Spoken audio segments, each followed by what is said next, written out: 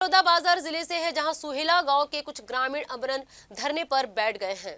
दरअसल 8 दिसंबर 2021 को गांव के ही कुछ लोगों द्वारा पीड़ित परिवार का मकान तोड़ दिया गया, जिसके कारण वो दर दर भटकने को मजबूर हो गए हैं। जिसके संबंध में पीड़ित परिवार ने कई बार स्थानीय प्रशासन और शासन के अधिकारियों से शिकायत की, लेकिन इसके बाद भी इनकी शिकायत पर ध्यान नहीं दिया गया, जिससे परेशान होने के बाद पीड़ित परिवार धरने पर बैठ गया है और शासन प्रशासन से शिकायत पर कार्रवाई करने की मांग कर रहे हैं। अभी हम उपस्थित हैं बड़ौदा बाजार जिला मुख्यालय से 15 किलोमीटर दूरी ग्राम पंचायत सोहला में, और आइए जानते हैं यहाँ क्या कारण है जो सैकड़ों की तादाद में यहाँ आमरण अनशन में बैठे हुए हैं। तेकर नाम से हमन बैठे हैं, सेफ्टी सुफ्टी ला पूरा फोड़ दे, हमार मन के व्यवस्था सब कुछ नहीं है।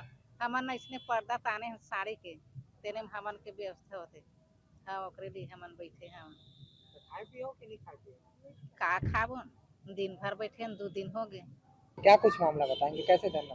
हमारे गांव में सरपंच और गांव के सरपंच सविता वर्मा, उनके पति संतोष वर्मा और उनके कुछ अनुचर आपस में मिलकर गांव के जितने भी हमारे फंड हैं, उनके फंड में सब वो अतिक्रमण करके बैठे, फंडों का दुरुपयोग कर रहे हैं और उनको सब छिपाने के लिए, गांव के लोगों को आतंकित करने के लिए लोगों का अवैध कब्जा के नाम से उनके मकानों, शौचालयों, बाउंड्री वाल आदि को सब तोड़ दिए हैं। सारे गरीब लोगों का तोड़े हैं, वो लोग खुद बेजा कब्जाधारी हैं। सब लोगों का तोड़ेंगे बोले थे, किसी का घर और शौचालय नहीं तोड़ना, ये बात हुआ था। सब लोगों का तोड़ेंगे, वो अपना जब तोड़ने की बारी आई तो बंद कर दिए और इन लोगों का जबरदस्ती वहाँ पर माहौल बना के इनके घर को जेसीबी मशीन वगैरह से तोड़ दिए हैं। जहाँ तक सरकारी स्वच्छ भारत मिशन के तहत बने शौचालयों को भी उन लोग तोड़ दिए। आज की डेट में आज 8 महीना हो गया, दर दर के ठोकरे खा रहे हैं। कलेक्टर के पास गए, एसडीएम के पास गए, 50 बार गए। एसडीएम बोलता है कहीं भी जाओ, आखिर घूम फिर के आवेदन मेरे पास ही आएगा, जांच मुझे ही करना है। अब समस्या एक हो तो हम गिने, यहाँ तो समस्याओं का इतना भंडार है कि हम बता ही नहीं सकते। सबसे पहले तो हमारा घर तोड़ दिया गया पूरी तरीके से, वो भी विदाउट नोटिस।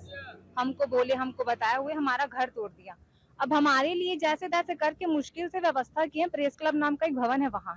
अब वहाँ से भी हमको हर आए दिन कभी बिजली के लिए, तो कभी पानी के लिए, तो कभी इसके लिए, कभी उसके लिए हम लोगों को वहाँ से मतलब मानसिक रूप से हम लोग को टॉर्चर किया जा रहा है।